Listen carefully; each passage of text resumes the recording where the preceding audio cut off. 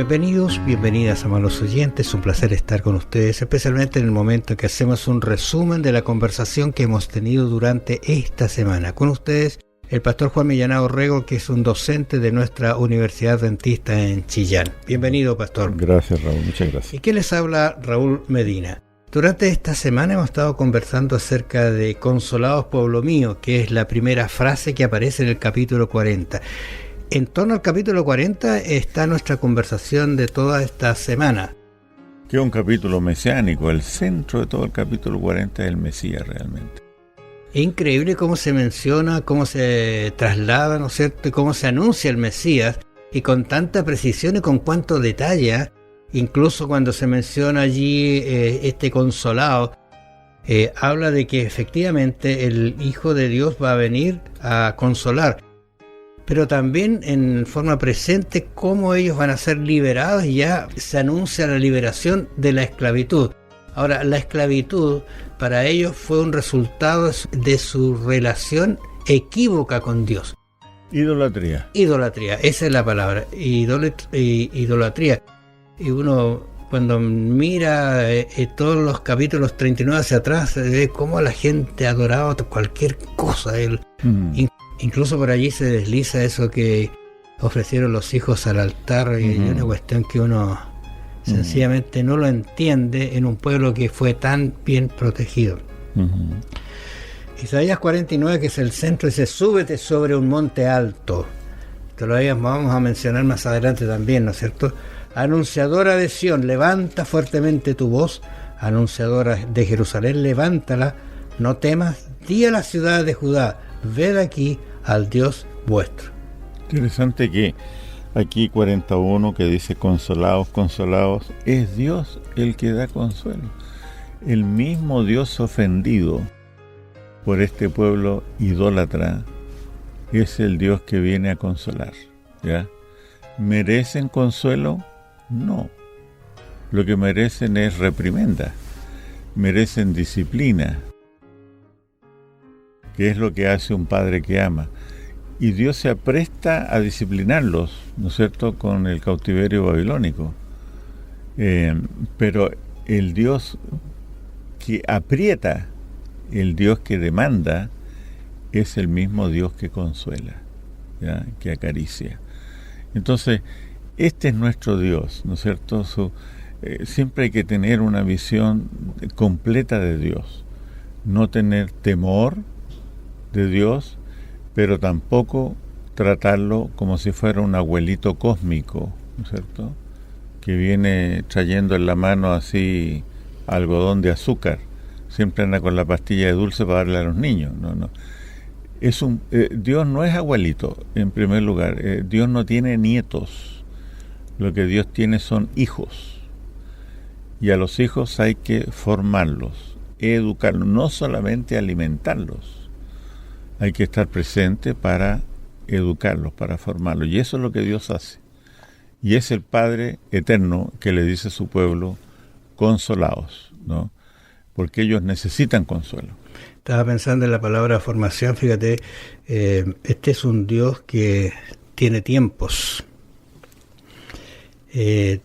Aquí mirando uno lo que Dios le dijo: mira, 70 años van a estar fuera, y cumplido el tiempo, volvieron. ¿No es cierto? Daniel en esa instancia oró para que se cumpliera la profecía. Ahora, lo interesante es de aquí: hablad al corazón de Jerusalén, decirle a voces que su tiempo ya es cumplido. O sea que es tiempo de que ahora comiencen la nueva relación, que su pecado, y aquí está el problema, su pecado, ese que cometieron, por el cual se fueron allá como cautivo, dice, ya es cumplido, es perdonado, perdone la palabra interesante, es perdonado, que doble ha recibido de la mano de Jehová por todos sus pecados. O sea, esta expresión aparece antiguamente en el Antiguo Testamento, el pagar doble, ¿no es cierto? No una sola cosa, sino el doble. Pero ya lo pagó. Cuando uno dice, ¿qué pagaron? Se fueron, pero en realidad no merecían incluso ese perdón. Estoy pensando por la forma en que ellos actuaron, tan separados de Dios, después de recibir tantas bendiciones. Sí. Ahora, hablando del problema básico que es la idolatría y cómo vencerlo, ¿cómo se da esto a través del tiempo? En el libro Deseado a todas las gentes, de la página 20 al 24 uno puede leer. Dice que en los tiempos cuando Cristo vino, la gente estaba cansada del ritualismo, de una religión vacía, una religión que no satisfacía el corazón. Ahora, cuidado, no se trata de sentimentalismo aplicado a la religión, sino una religión que realmente no daba una esperanza cierta, no ayudaba, no bendecía, no consolaba diariamente, ¿ya? Entonces, yo creo que eso que describe el deseado de toda la gente del primer siglo de nuestra era cristiana es un asunto que está 10 veces más profundo en sus problemas. La idolatría de hoy, el consumismo, ¿no es cierto?, que parece que toda la felicidad está en el mall, en el mercado, o parece que toda la felicidad consiste meramente en tener salud, que mi biología, mis músculos, mis huesos anden bien, descuidando completamente la salud mental y la salud espiritual. Uno puede tener retardo mental, pero también puede tener un retardo espiritual. Y es por eso que aquí la idolatría es tan insidiosa, porque roba el amor que le pertenece a Dios, nuestro Creador. Y empezamos a amar objetos, cosas, ¿no es cierto? Mucho más sutil, nos comenzamos a amar a nosotros mismos, ¿ya? Nos hacemos una imagen de nosotros y cultivamos esa imagen y vivimos egoístamente para nutrir esa imagen. Bueno, como habíamos conversado, la idolatría es un elemento que saca a Dios de la mente, de la vida de la persona. Y cuando uno mira estos acontecimientos sin Dios, en realidad, ¿qué somos? ¿Qué valemos? ¿Hacia dónde vamos? ¿Qué futuro tenemos? Como para pensarlo, amables oyentes, cuando Dios habla de consolados, pueblo mío, que usted sea de ese pueblo que va a ser consolado y que espera al Señor en su segunda venida. Vamos a hablar acerca de la presencia, palabra y obras viales. Esto que es bien interesante. 41.8, ya hemos hablado de este texto que dice consolados, pueblo mío. Es una expresión que se puede desarrollar muy bien esta idea.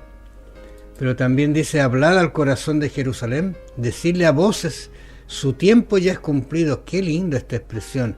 Su pecado es perdonado. Qué doble ha recibido de la mano de Jehová por todos sus pecados.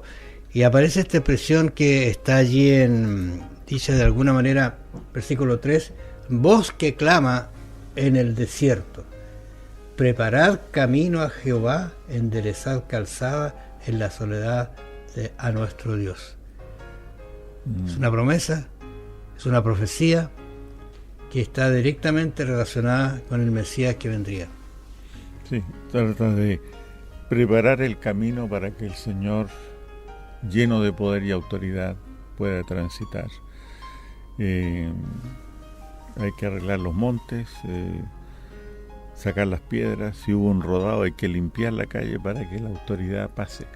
Eso es propio de allá del Medio Oriente, todavía se practica esto, ¿ya? Son obras viales en reconocimiento a la importante visita que llega hasta ese pueblo. A veces son pueblitos pequeños, ¿sabes?, que donde nació esa persona de autoridad. Y entonces se preparan, pintan todo, arreglan la plaza, y una serie de otros trabajos viales. Pero ahora lo que interesa aquí es una obra vial espiritual, y es lo que realmente el Nuevo Testamento aplica esto a la predicación de Juan el Bautista, que preparó los caminos, en este caso, para la venida, para el inicio del ministerio de nuestro Señor, ¿no? Y el mensaje de Juan el Bautista era: arrepentíos porque el reino de los cielos se ha acercado, ¿no? Y el bautismo incluso que predicaba y enseñaba y practicaba Juan el Bautista era un bautismo de arrepentimiento para perdón de pecados, ¿no?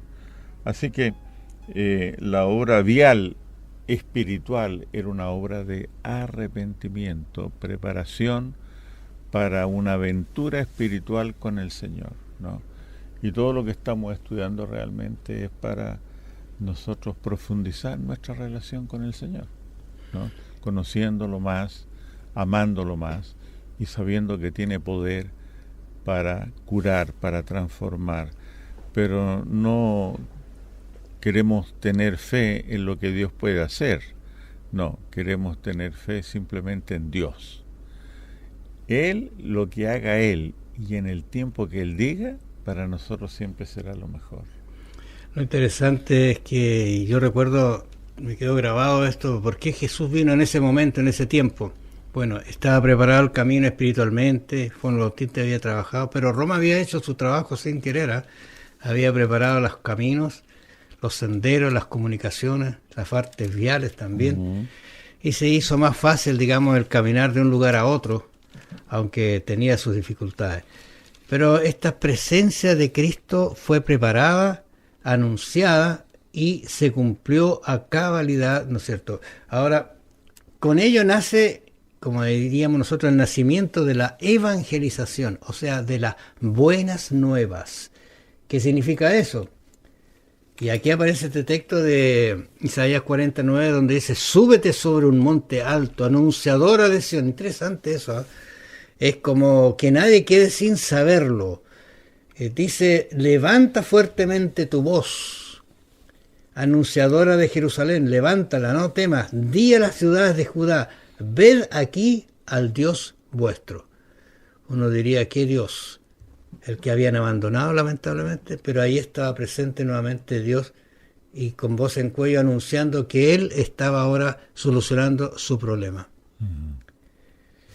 Bueno, este mensaje es tan glorioso, ¿no?, que no puede ser dado en voz baja, tiene que ser en un momento gritado, ¿no es cierto? Vamos a decir así, expuesto con ánimo, no como lo haría una lechuga cocida, sino con convicción, con entusiasmo, ¿ya?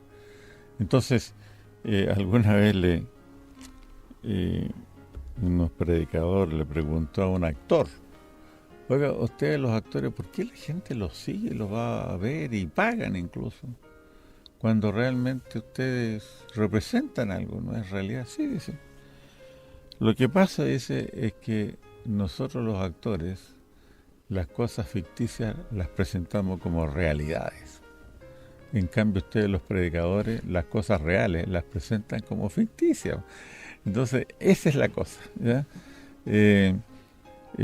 Si es tan importante este mensaje, debe ser dado en formato de uno a uno, individual, grupos pequeños, grandes congregaciones. Dependerá de las habilidades de la persona y de la edad de la persona, una serie de variables, ¿no? Pero debe ser dado este mensaje con entusiasmo. La verdad es que en las predicaciones uno debe transmitir lo que siente, no transmitir lo que otro dijo, no hablar lo que otro dijo, sino lo que uno siente, lo que encuentra en el mensaje. Estoy pensando aquí en el versículo 11, mira, la delicadeza de este evangelizador, de este evangelio, por decirlo así. Versículo 11 dice: como pastor apacentará su rebaño, en su brazo llevará los corderos y en su seno los llevará, pastoreará suavemente a las recién paridas. Qué tierno el mensaje, ¿eh? Preocupado por todos estos detalles, porque podría haber dicho: va a venir y va a solucionarles todos los problemas, pero aquí coloca detalles como estos, por ejemplo. Pastoreará a las recién paridas, que tienen que tener un cuidado pero especial, porque son las más indefensas, expuestas a ser llevadas por el malhechor, por depredadores, ¿no? Depredadores. O sea, es increíblemente el nacimiento de la evangelización. Noten ustedes cuándo nace. Bueno, viene desde Génesis 3:15, estoy pensando, pero si uno mira aquí 7 siglos antes de la venida de Cristo, 6 siglos, lo que sea, por allí más o menos, y estamos en 2 milenios más, el año 2000 y tanto. Y ese evangelio sigue siendo el mismo para pensarlo, para aceptarlo, para estar con usted. Lea con tranquilidad todo el capítulo 40 de Isaías. 2 temas que vamos a tocar, uno de ellos es Creador misericordioso. Cuando uno habla de Creador, ¿qué te viene a la mente, Juan? Creador. La primera característica que Dios tiene en la Biblia, cuando la iglesia cristiana primitiva estaba pasando por aprietos, sus líderes encarcelados, etc., la iglesia oró. Y lo primero que dijeron o invocaron es tú, creador del cielo y la tierra. Si lo primero que hablan de Dios es que es creador. De manera que eso nos da una cosmovisión, porque la Biblia es un libro de ideas, ¿no? Y entonces nos provee esta cosmovisión de que hay un conflicto entre el bien y el mal, pero que finalmente en este conflicto, como hemos visto en estas aplicaciones más regionales, como fue la liberación de Egipto, la liberación de Asiria, la liberación de Babilonia, en todos estos conflictos entre el bien y el mal, Dios será triunfador. Y el reino final será el reino de Dios, no el reino o cualquier reino de los hombres, ya sea con Nabucodonosor o los medo-persas o los griegos, los romanos, todos imperios idolátricos, ¿no es cierto?, que reyes que se adoraban a sí mismos, etc. Ahora nosotros tenemos aquí en estas profecías el levantamiento del reino de Dios, ¿no es cierto?, que Juan el Bautista va a presentar y predicar y bautizar como un bautismo de arrepentimiento, ¿ya? Así que es el creador de quien mana la vida, de quien dependemos a cada momento. Pero a veces se nos olvida esto y comenzamos, en vez de adorar al creador, a las criaturas. Nos creamos nuestras propias criaturas. Entonces eso a Dios no le gusta, y hay mensajes muy claros de parte de Dios para que abandonemos esa actitud idolátrica. Y cuando uno dice que a Dios no le gusta es porque causa tristeza, dolor y muerte al final a la persona, y Dios no quiere eso, para la persona quiere felicidad. Si uno quisiera dividir el capítulo 40, podría decir que se habla de un Dios misericordioso, que consuela, que tiene poder, ¿no es cierto?, que tiene buenas nuevas de liberación, que es un pastor con poder para librarnos, y por último, creador incomparable y que tiene misericordia con sus hijos. Claro, por eso que esta actitud idolátrica es totalmente contraria, incompatible con el hecho que Dios sea nuestro creador. Fíjate que hay una constante con la idolatría. Hay una cadena idolátrica. Su base es que primero hay una fuerza natural. Fuerza natural, llamémosla fertilidad en las tierras y en los ganados. Luego de la fuerza natural, se personifica esta fuerza natural. En los tiempos de la Biblia, con Baal era un toro, ¿no? Luego entonces, la divinización, tercer paso. A este toro se le atribuyen condiciones divinas. Y cuarto paso, los sacrificios. Se le ofrecían sacrificios, hasta de niños, como tú lo dijiste en algún momento. Entonces, ¿cuál es la cadena? Fuerza natural, personificación, divinización y sacrificio. Esto no es un asunto de los siglos antiguos. Un ejemplo más moderno: fuerza natural, raza superior. Personificación en Hitler. Divinización, bueno, es el Führer. Y sacrificio, los millones y millones que murieron en la Segunda Guerra Mundial. Todavía más cercano a nuestra realidad: fuerza natural, prestigio social. Personificación, un auto, ¿ya? Puede ser un Citroën, una marca así, o una, ¿no?, europea de prestigio, ¿ya? Divinización, piensa el joven que por subirse a un auto Citroën, todas las niñas lo van a admirar y desear y qué sé yo. Y sacrificio, bueno, las 48 cuotas que hay que pagar, ¿ya? Entonces, nota tú que esta situación de la idolatría, esta cadena idolátrica, estuvo presente ayer y está presente hoy también, ¿ya? Nosotros tenemos aquí en la Biblia, entonces, los principios que regulan nuestra relación con Dios. Fíjate que hoy en día la idolatría actual hace que la pornografía torne a las personas en imágenes. La idolatría actual hace que los civiles muertos sean daño colateral. Es el eufemismo, ¿no es cierto?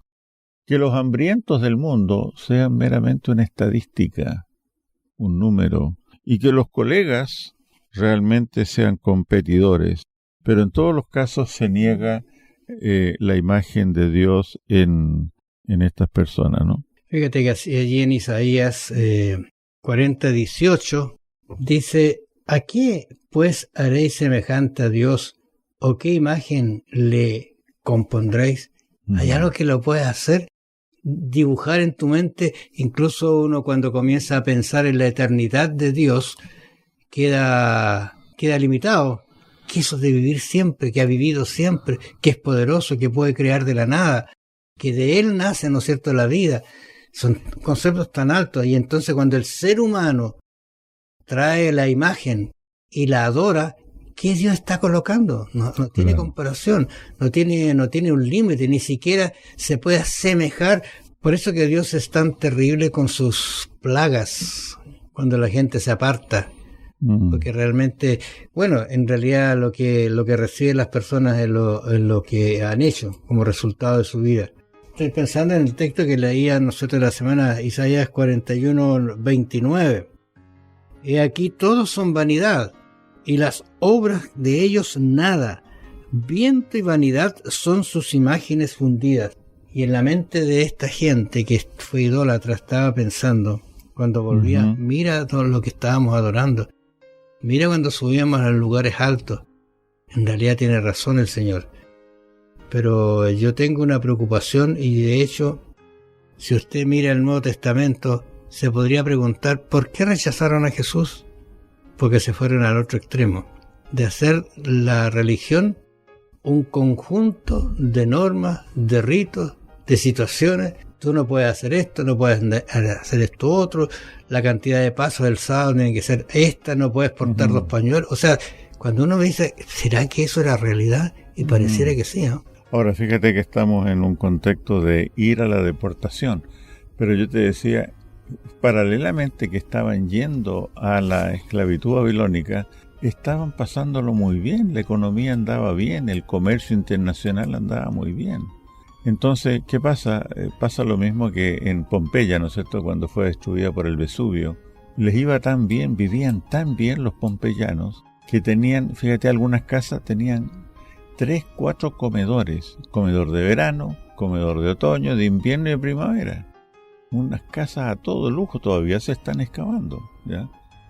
Y cuando están en esa gloria, ¿no es cierto?, vino sobre ellos destrucción repentina. Entonces, lo mismo pasa aquí en estos casos, ¿no? Los valores, las prácticas del momento dictaban el estilo de vida, su relación con Dios. Dios aparecía irrelevante, creían, pero era irrelevante, ¿no es cierto? Así que yo pienso que esta lección nos confronta hoy en el siglo XXI, en el 2021, claramente con un Dios que es amor, que es poder, versus la idolatría. Muchos fueron los mensajes de consuelo dados a la iglesia por los profetas antiguos. Consolados, consolados, pueblo mío, según Isaías 41. Despreciados, perseguidos y abandonados por los hombres y los hijos de Dios en toda época han sido, sin embargo, sostenidos por sus seguras promesas. Que el Señor los bendiga, los acompañe. Nos encontramos la próxima semana. Hasta la próxima semana.